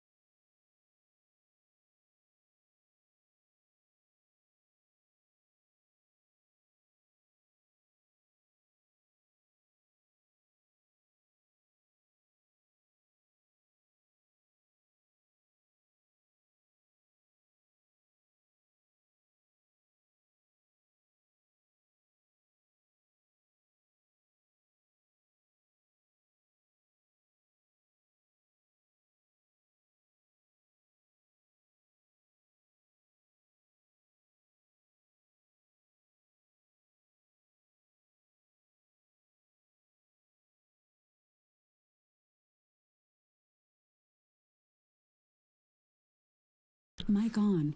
I'm back. Short little break, get some coffee. 1000% what I'm praying for as well. That'd be pretty awesome. We did see it once before, so could it happen again? I think so.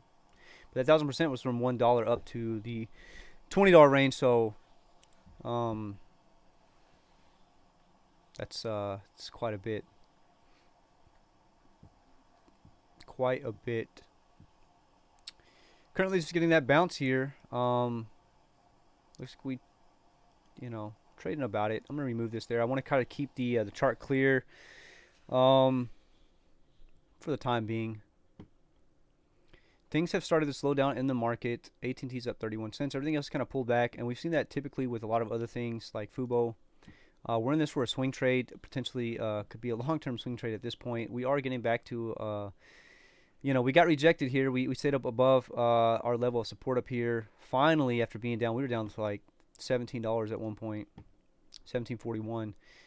We hit right about our level of support or resistance here. We broke above pretty easily, but then we broke right below, sold off, and then we're kind of trading right underneath it now. So hopefully we're finding some support here at $20 range on Fubo. We're playing this for a long-term play here. We see that we are in a downtrend, but we did reach oversold here according to the RSI and started to make that trend up. So I'd like to see us we're doing a little pullback now. I'd like to see us start shooting back up a little bit more, maybe consolidate a little bit more, and just kind of tighten up the RSI according to the 4 hour here. Tighten it up a little bit more and start making another run at it and get up here. I think 31 is what we're aiming for. I think we're in this at like 23, so 31 is kind of what I would like to see us get back to, and I think we can get there, especially with the World Cup qualifier being announced for Fubo. They're having some, I think it's like quarterfinal or some qualifying matches or something are being streamed on Fubo, so that was good news. And I think once we get around that, or shortly thereafter, when they start getting the revenue in from that, that's when we're going to start seeing some of this jump up. So I think this is a longer term play for us here. Again, we're only like 25 long. I wanted to average down. I did not do so. Maybe a good time to do so since now we're hitting that level of support that we previously had around the 21 range. Go ahead and just average some more positions in there. Do have a little bit of dry powder in the account to do so, but we're pretty much, we've just been adding to AMC. We're 500 long. I know you guys can't see that right now. We're 500 long at a dollar cost average of $8.97. Currently up about $544 here. So not bad, when you look at it that way. But for me, I'm looking at percentage, and that's not a lot of percentage. Not what we want yet. When we were up 60%, we didn't sell. We were up 65%, we didn't sell. We damn sure not selling at 10%. So we're going to keep holding this thing out, and we're going to keep trying to play this thing for the squeeze. Right now, we're on even if you take the squeeze potential out of it, we're still on a very, very good bullish uptrend here, where I think we have potential to really get back up to this $14 range very, very soon. I think it's going to take some time within the next few weeks, 2 weeks, 3 weeks it could take, but I think we'll get up there, and especially when we start seeing these results from Q1 or Q2, I think is when we're really going to start seeing some price movement drive here. I do want to take some time to go look at some other positions I'm interested in that I don't currently own, which would be CCL Carnival Cruise Lines. This one is heavily weighed on some big news, and I don't think they've gotten it yet.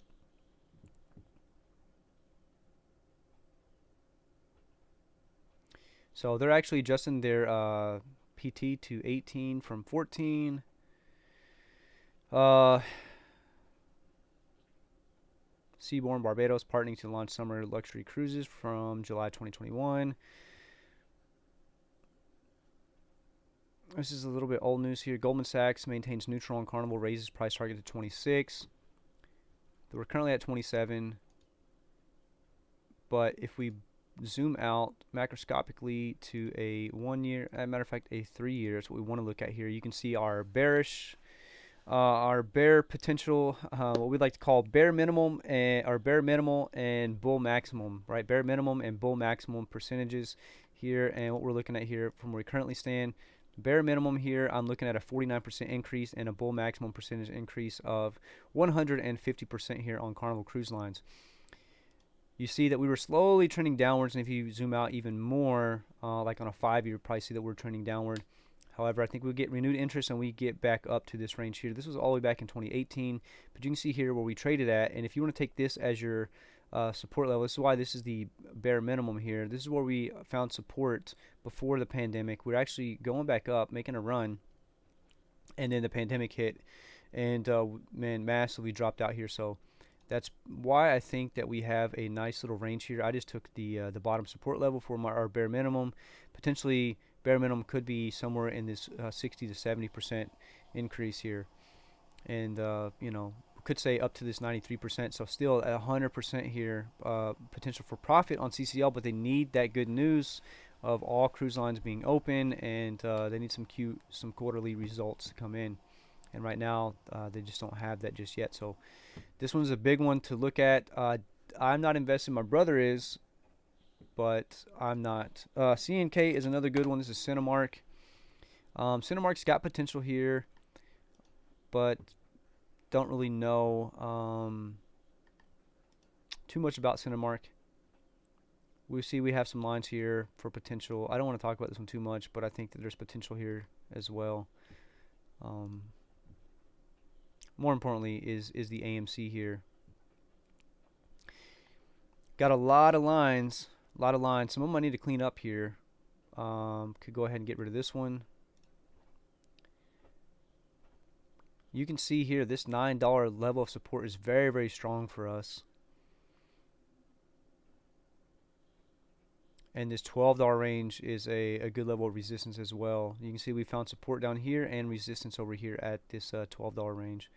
So potentially this is a good range to set for once we get up there. This is at $12.29 or thereabout. So I think that's a good technical level for us to kind of keep an eye on. Do want to drop this 821. Don't think we need that one for a while. Don't think we need 881 for a while. I'm going to go ahead and remove that. Just trying to clean up the chart a little bit. And then we have a bunch of targets in between, like 10 and 11. I can go ahead and clean those up as well at some point. We do want to look at our case here. And we think our bare minimum case here, this is just this is just not regarding the squeeze in any capacity. This is just where I think the stock is going without a squeeze. So just take this as you will. I don't think this is any reflection of what will really happen. I think we do get the squeeze. But I think there's still potential for 31% profit here at $12.30 for a bare minimum case. Well, maximum case without a squeeze, I think we're still looking at about 118% from where we currently stand here in this upper range of 20.70. I think as renewed interest to the theaters, and if they can really start to develop, we're going to see what May 4th brings. They may raise capital in some way. Again, they're trying to save the theater, and I think if they start reinvesting that, I know they got a lot of debt they got to take care of, but if they can start, you know, I'd really like to see a restaurant in every single AMC theater. That's one way I think that they could really potentially start growing their profits and producing for the long term. So we're in this for the long term as well.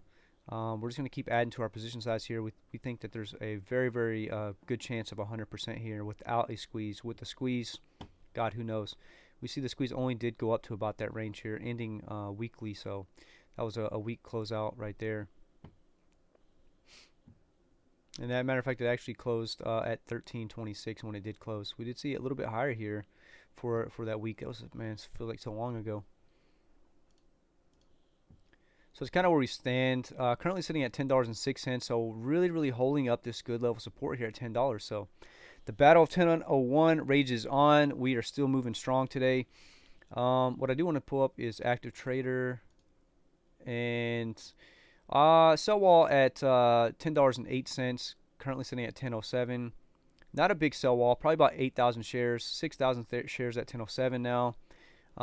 We did see some massive spikes here, but they are kind of mirroring. We got a big buy here at 10.06. It's kind of slowly getting filled at 10.06.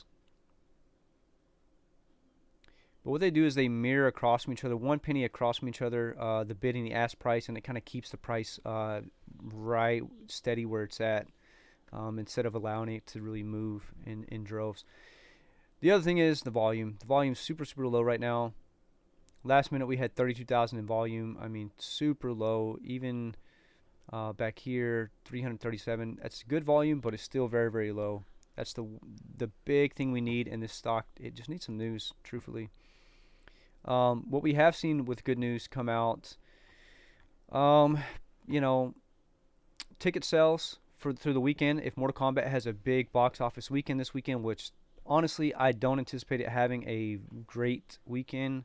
Matter of fact, I think we talked about this yesterday. We're gonna watch the freaking trailer because I haven't seen it yet. And I love Mortal Kombat, but I'm an old school Mortal Kombat fan, so for me, I don't know. Not sure. Let's oh, did they already weigh in already?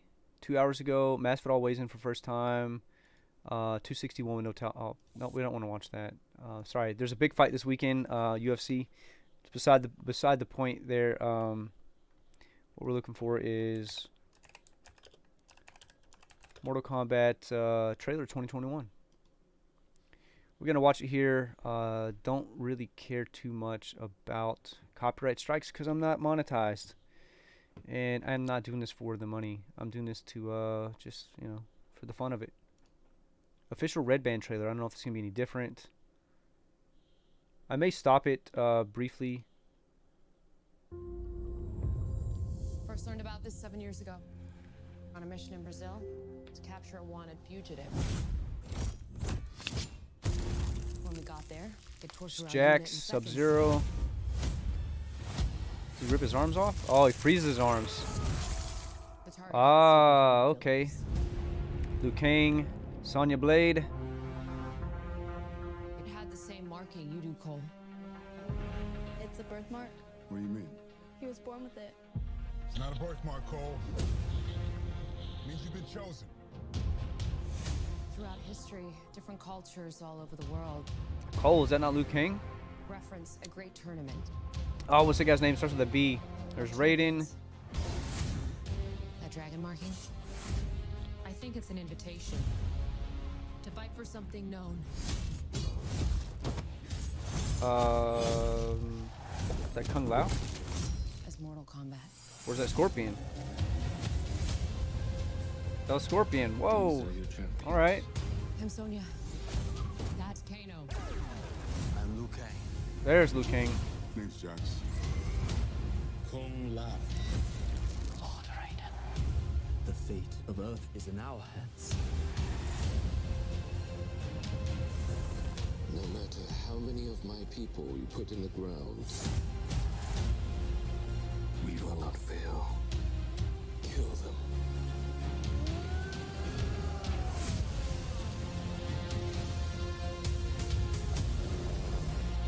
Oh, Goro.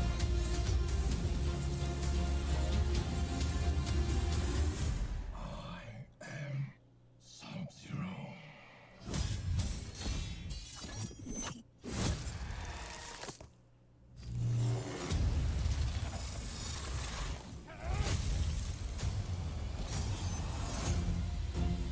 Get over here! All right. It's actually going to be pretty good. I'm pretty impressed. Reptile. You fucking beauty. All right. Looks pretty damn good. All right. So, I don't know. They actually could have a very good weekend. There was another Mortal Kombat. I know we're like super off topic, but this is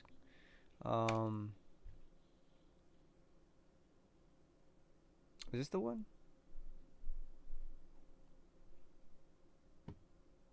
I don't know if this is the one. This is potentially the one. And it kind of sounds like they may have taken some of it because it sounds like they're tracking down Sub-Zero. This afternoon, Governor Muldoon once again responded to accusations. But this is the movie I wish they would have made. Of the Deacon City Police Department to maintain order. He insists that Captain Jackson Briggs and his violent crimes unit have his full backing and support. He claims the situation is under control.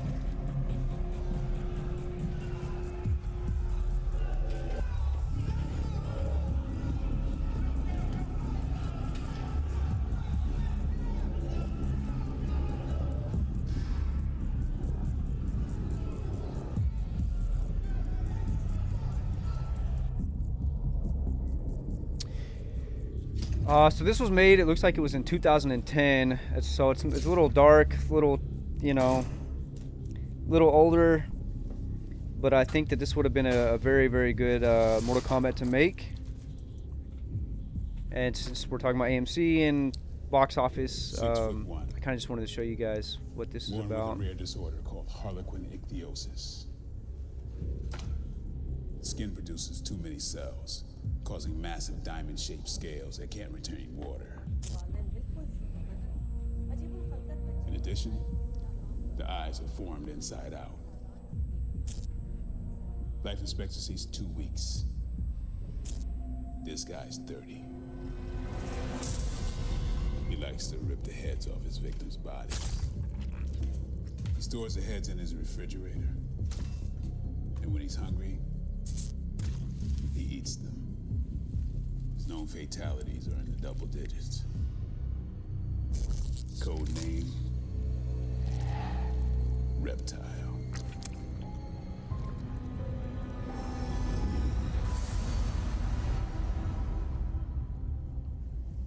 Next up, Dr. Alan Zane, plastic surgeon.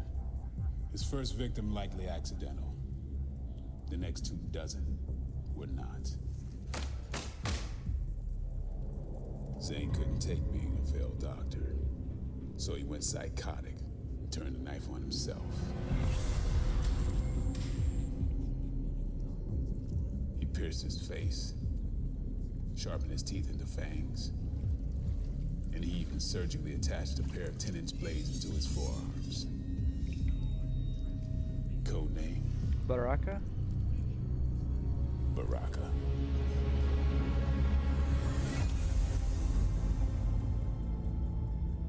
Last contact we had with Baraka was through Johnny Cage.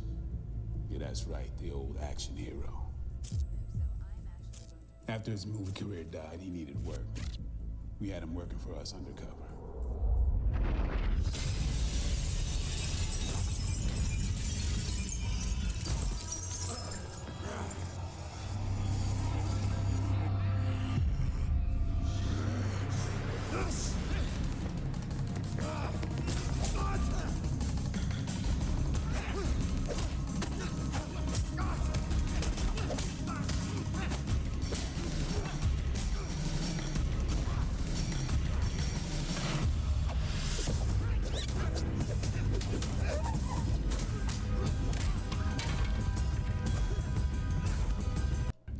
We're gonna skip through this a little bit. I want to kind of get through this a little told us bit. about a tournament this Shang Tsung is planning.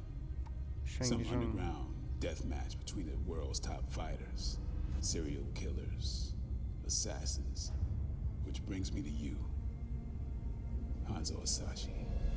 Before your incarceration, you were the top assassin of the Shirai-Ryu, the most lethal gang in Japan. We want to put you back out on the streets. If this tournament exists, Shang Tsung will find you. And if this tournament exists, here's our one shot to take out Baraka, Reptile, and the other maniacs who turn this city into a killing field. We want you to join the tournament and we want you to win it. We want you to do what you do best and kill them all.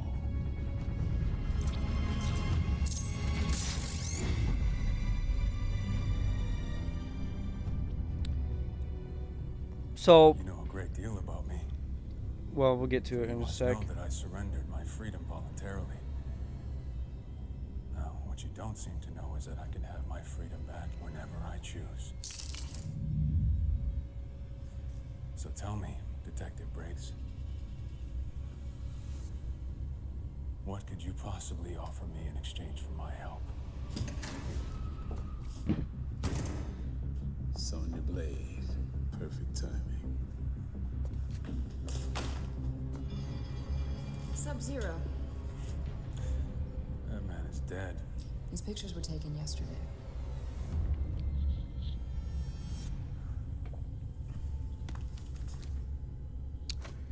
The man you killed was his brother.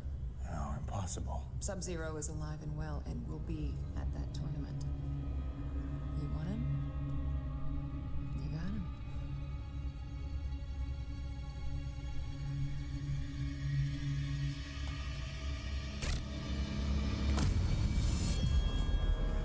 No survivors.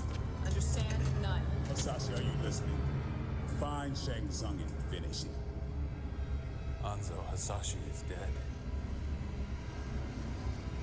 My name is Scorpion. Yeah, so pretty much very, very similar to what's going on in this new Mortal Kombat. It looks like they're trying to track down Sub-Zero. So there's actually more to this. There's actually a longer trailer. One that has James Vanderbeek in it somewhere. I'm not going to show it.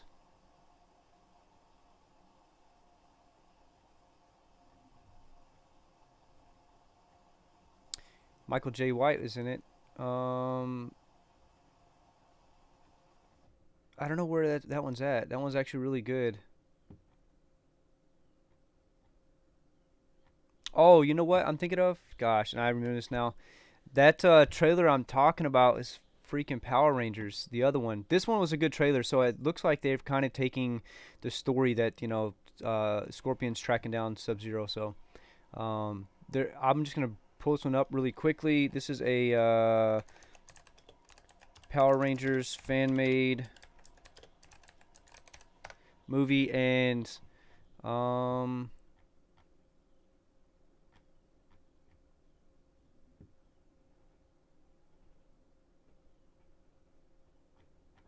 it was actually really good if you can find it.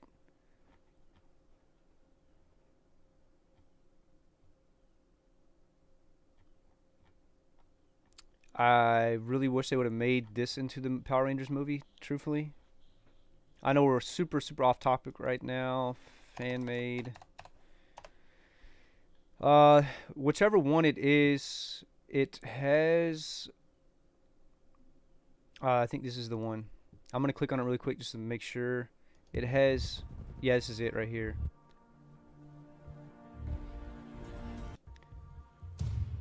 I stood on some moral high. But it's got James Vanderbeek in it. I prefer pink. Anyhow, if you can find it, it's called Mighty Morphin Power Rangers, the movie trailer from 2015.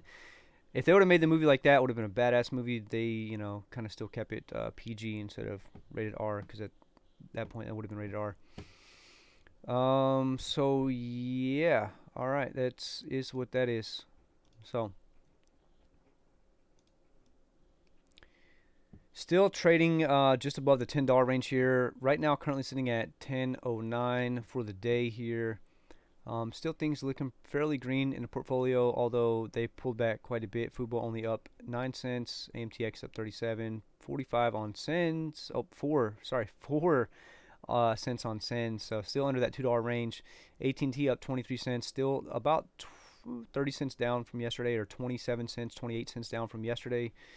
From where its height was. So it pulled back and it's starting to make a run again on AT&T, which is pretty good. So again, that's just a rock in our portfolio. AMTX doing okay, but we are, you know, we're in AMTX at 2670, and yeah, that is what it is. Only 2 positions long, so we don't really care about that. We're watching this thing for AMC today, just to see what's going on. Volume still very, very, very low. Sub 100,000s in volume per minute. I'll keep the Reddit page open, and I'll just pull it up off screen and see if anything has popped up here. People showing their ticket stubs for their purchase. Gee, $60. How many freaking tickets did you buy? AMC Jersey Gardens 20. I'm pretty sure I've been to Jersey Gardens. I think it's a mall there. It's a pretty awesome mall. Like one of the only malls I've been to that has Saint Laurent store inside.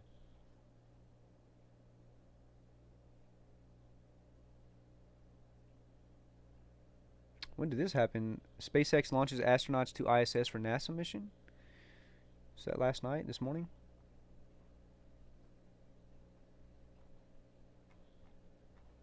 What the...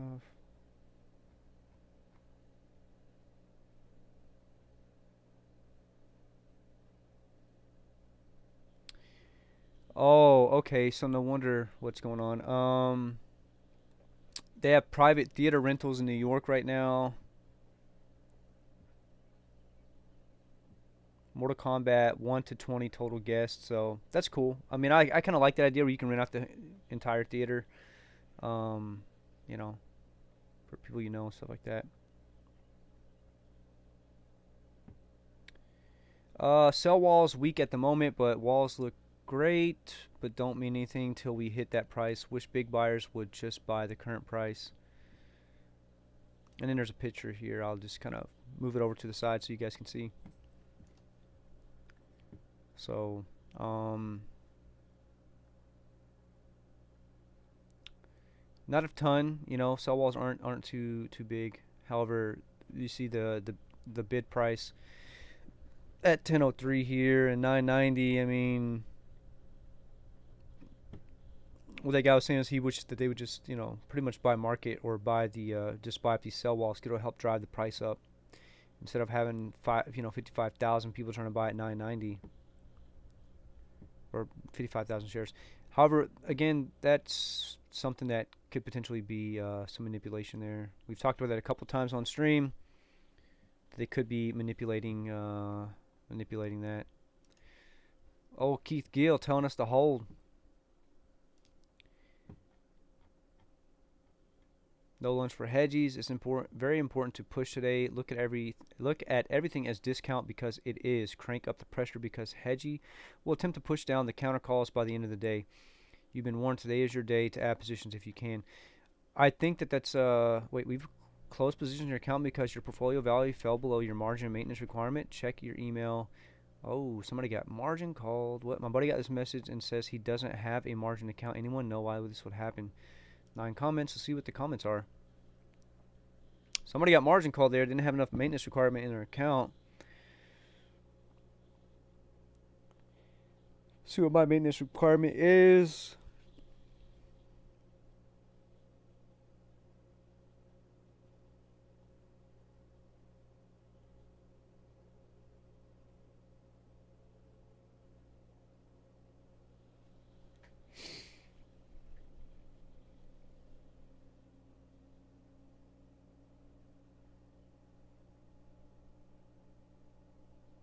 I don't know. I'm still positive on my maintenance requirement, so I don't think that really matters.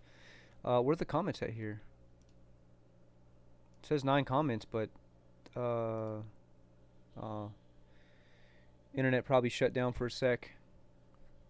He transferred out and didn't have the $75 in cash to cover the transfer fee, so they margin called him. He says he didn't transfer out at any point. He hadn't touched it in a while. Well, he should transfer out. Yeah, I agree. He called them and they said it was a mistake and that he would be refunded, but yeah, I told him he needs to leave. Yeah, pretty much if they do bullshit like that. All Robinhood accounts are margined by default. You have to email them to switch to a cash account. If you had any unsettled funds, deposits in transit, but invested with instant cash, they can margin call you as well. Check for ACH reversals as well because that will really bite you in the ass. Yeah. Fidelity margin called me when I transferred my AMC shares out of Robinhood. Once the process was done, that's their way of saying you owe us $75. I put the money in, they took it the next day, and I am out of margin call. Now, while they charged him for whatever, you have to work it out with customer service. Okay. So, I don't know. I just stay out of there. TD Ameritrade all day, all the way. I don't care. AMC, this is it. This is the time to go long. This is the time to squeeze, and this is the time to swing. Consistently since March, price stayed above $8.79. Looking for 10.82 plus breakout. It already has a 13 PT or price target from the analysts. Stop loss at 831. Theaters will return. So this is 31 minutes ago from Adnan's ARC, and I agree 100% that we do have a price target of 13. So I don't know why we're trading so low. I do know why we were trading so low, and it's because it had been heavily shorted. So what the fuck is he looking at?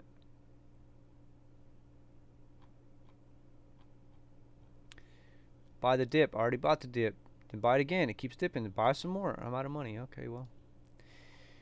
Just kind of looking through some of this stuff since we're having a pretty slow day. Just, you know, going through the Reddit, seeing what's good.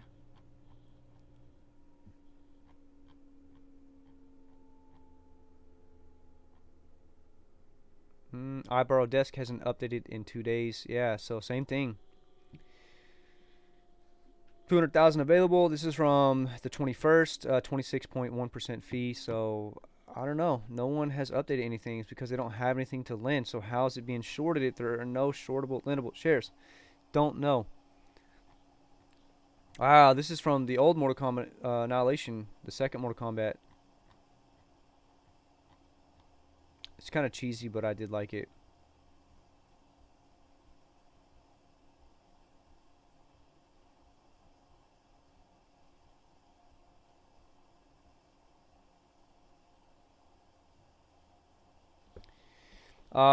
This is from Joshua James here. Another tweet he had. I'm gonna just pull it up real quick. Large amount of money in, large amount of money out, large amount of money in. Oh yeah, yeah it did, and it's back up to 778. That's proof they are moving really large amounts of money, exchanging currencies. This shit really is wild. Even more wild is that it's 2 a.m. our time, 11 p.m. China time. Shit's starting to really add up. I don't know what the time has to do with anything. He's talking crypto, not AMC. What mean? Big money moving their cash in an effort to protect themselves. Something is coming. Yeah, what? Okay, whatever. Appears he is talking about some bad people laundering money by way of crypto, but I lost all of my wrinkles watching ladder attacks. From ladder attacks? Dude, what are you talking about? I haven't been off for that long. Yeah, we're at 10:06.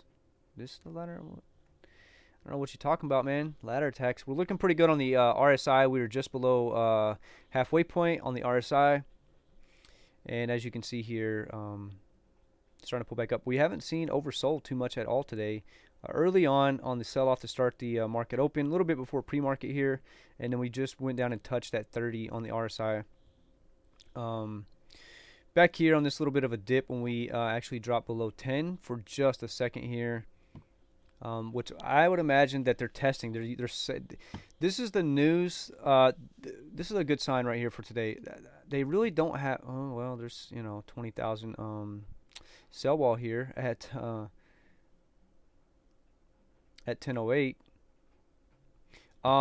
What I was getting at is I don't think they have a lot of ammunition to keep shorting this thing down. So if we saw more buyers step in and more volume, then they would just run up like it did yesterday. Their goal is to keep it under 10:01 today, in my opinion. So as long as we close above 10:01, I think we're good. I think we're golden. I'd love to see us get up to 10:50, but we need to see a battle at the end of the day and start driving this thing up here. When the battle really begins, it's going to be in the afternoon, probably about 1:30 Central Time. We're going to start to see things start to ramp back up. We're in that part of the day where it's very, very low volume. Very, very quiet. It's actually been earlier and earlier here as of recent. Normally, it's 11:30 East Coast time right now.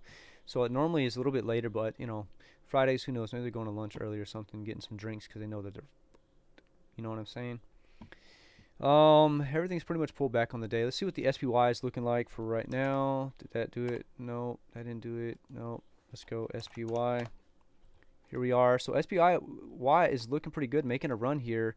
What we did talk about earlier in the stream was that President Biden, if that's what you want to call him, came out and said that there would be a capital gains tax hike or increase up to, I think, 39% on capital gains for those who make over $1 million per year.